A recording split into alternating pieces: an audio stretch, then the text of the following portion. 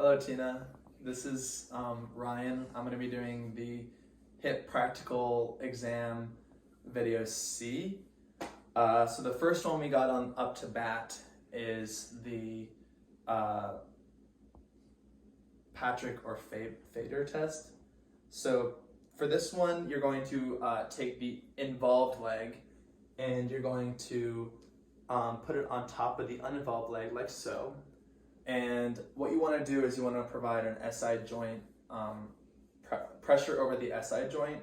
So how I'm going to do that is I'm going to extend range of motion by providing a gentle pressure on the hip and knee, opposite hip, opposite knee, like so. If there is any pain in the hip area, then that's a positive test. And if there's pain in the hip area, that can be indicative of like hip pathology issue or injury. And then if there is pain in the lumbar spine or in the buttocks, then that's going to be indicative of a positive test as well. And you're more looking at an SI injury, SI joint injury, especially with that overpressure that you're producing. And then pain or defect in range of motion could also be from iliopsoas spasm, adductor muscle weakness, or a possible labrum tear. Next test that I'm going to do is the hip scouring. So for hip scouring, I'm going to put my patient's leg and knee, or hip and knee, into 90-degree flexion. And I'm going to provide a downward force like this, and I'm going to, like on the shaft of the femur, and I'm going to internally and externally rotate the hip like so, making sure I'm getting a good grinding. And I'm going to do this in different parts of flexion, so different angles of flexion. And if there's any pain that's reproduced there, that could be indicative of a labrum tear or a damage or defect in articular cartilage of the femur or acetabellum. Next test I'm going to do is the FADIR. FADIR, the patient is also in supine. All of these are in supine. And the patient is going to, I'm going to put the patient into 90-degree flexion, and I'm going to internally rotate and adduct the hips like this. If there is any pain, or if there's any clicking or anything like that, that could be a positive test.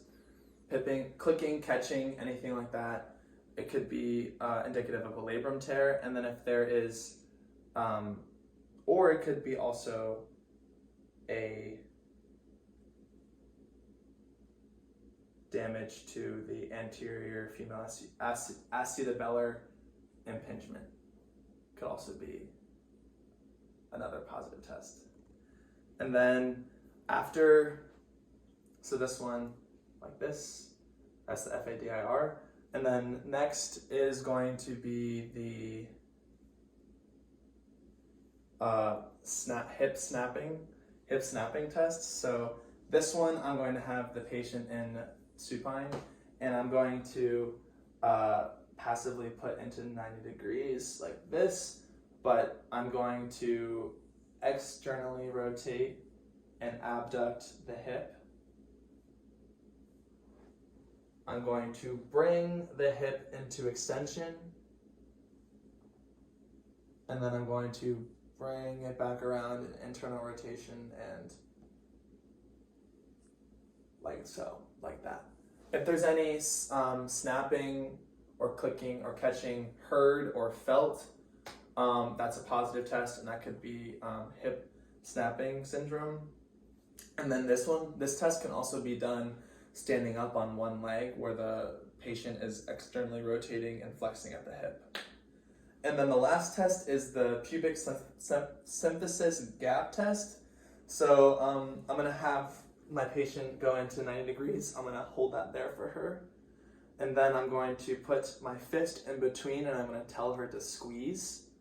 And if there is any pain or symptoms that are reproducing during that contraction of those muscles, then that can be indicative of a positive test, and that could be possible osteotitis pubis.